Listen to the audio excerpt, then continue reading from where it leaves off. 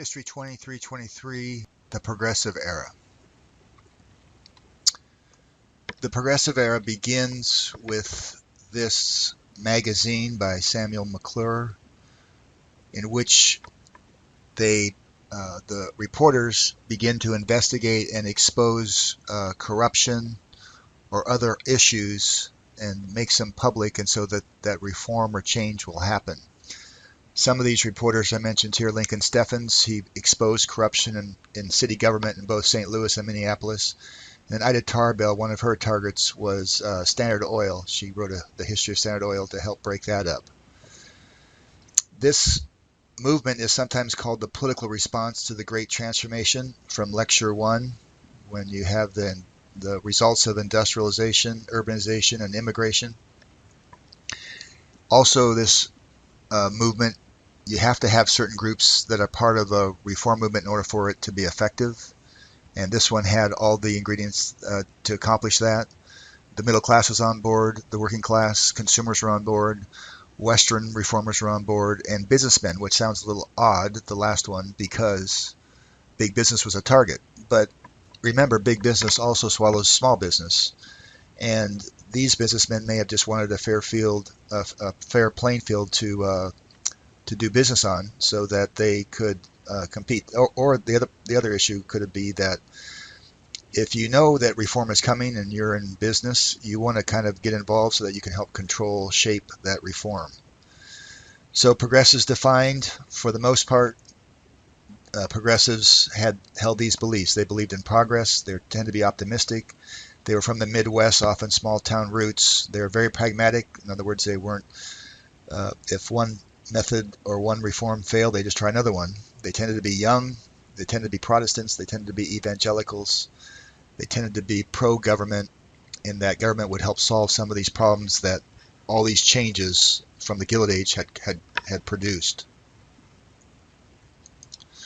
So I look at the Progressive Era through 4 stages, and the first one is a private or an individual stage. And these are basically, now muckrakers, there it is, the term that Teddy Roosevelt will use for journalists with a social agenda. So they're like investigative reporters today. So their reform agenda is all over the place here. So Lincoln Steffens, I jotted down a book, if there was a book associated with the muckraker, and his was city government corruption. Sprague was child labor. Reese was tenements. Tarbell was Standard Oil. Hine was taking pictures of children working. Upton Sinclair's The Jungle, which some of you may have read in high school, is about the filth in meatpacking plants. Nast was a cartoonist who helped bring down Boss Tweed, that corrupt mayor. You also get into the social sciences here, where you start collecting scientific data to solve social problems, and Lawrence Wheeler would be an example of that. Women's issues, these sweatshops were very dangerous. Women were paid less. The conditions were sometimes worse than in other factories. And that Triangle Shirtwaist factory had a fire, I think it's in 1911 or 13, sometime in there, where 140 some women jumped out of the building to their deaths because the exits were all locked, because some had been slipping out during their break and not coming back to work. So that led to reforms. Also, Muller versus Oregon, or Mueller it might be pronounced. This is going to be a case where women's work days actually shorten in certain industries. Women getting the right to vote. That woman, you should know, Carrie Chapman Catt, will carry the mantle for women's right to vote over the finish line in 1920 with the 19th Amendment. So what began in 1848 at Seneca Falls, which you may have touched on in 2313, History 2313, will be complete at this point. Temperance, that means getting rid of alcohol. There's 2 women you should know here, Nation and Willard.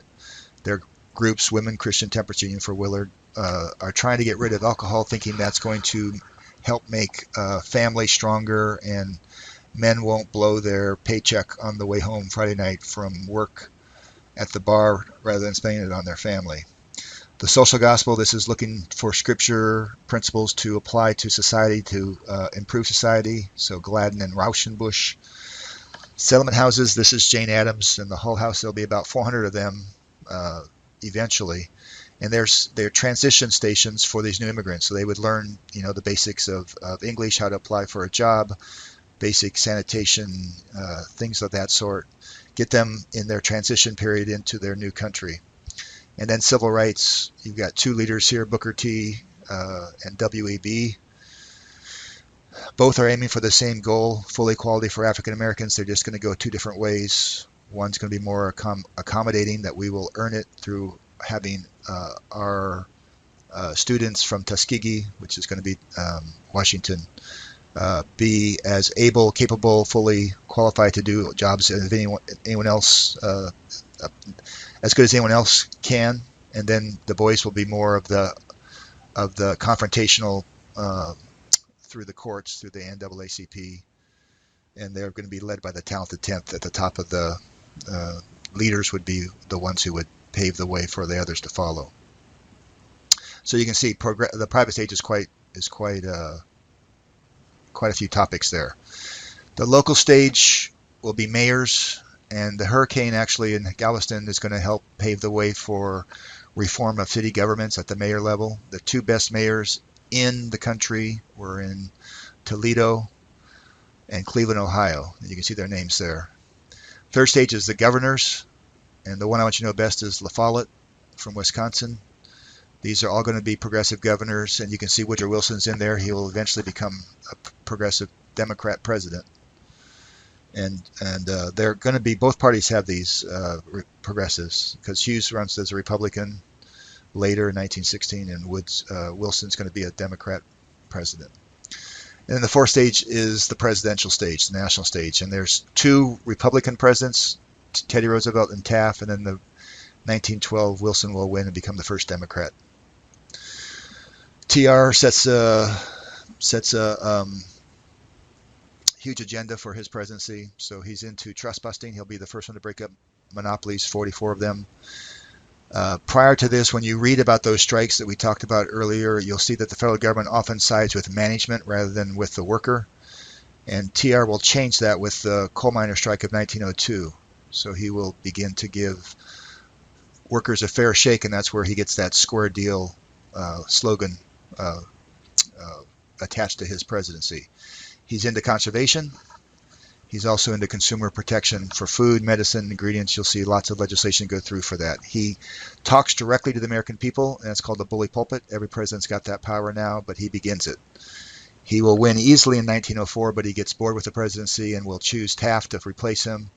Taft will become the second progressive president, second Republican progressive president. However, he has his Secretary of the Interior, Ballinger, and Taft's good friend, who was chief of the forestry, Pinchot, will have a controversy, and that will lead to ultimately TR coming back into politics in 1912, but not as a Republican. He's going to come in as an independent of Bull Moose Party. So there's Taft as the incumbent in 1912. That's who had won in 1908. Wilson's the Dem. TR is the Bull Moose Party, Progressive Party, and Debs is the Socialist Party, Eugene Debs. TR's plan is called New Nationalism. Wilson's is called New Freedom. They both just view how business, labor, and government, the three big powers, are going to be able to work together to, take out monopolies and to clean up corruption, etc. Wilson's agenda is quite extensive. He passes the Federal Reserve System, that FRS, which creates the Federal Reserve Bank, and it's got 12 branches. It is still going to be in existence. The chairman of that is very powerful when it comes to the economy. He strengthens the Sherman Antitrust Act of 1890 with the Clayton Antitrust Act of 1913 or 14. The Federal Trade Commission, Child Labor Act, but we still don't have federal child labor laws until we get to the 1930s. Federal Farmers Act, and then an 8-hour workday for railroad workers. So all these are going to be part of the progressive agenda and ultimately part of the progressive legacy.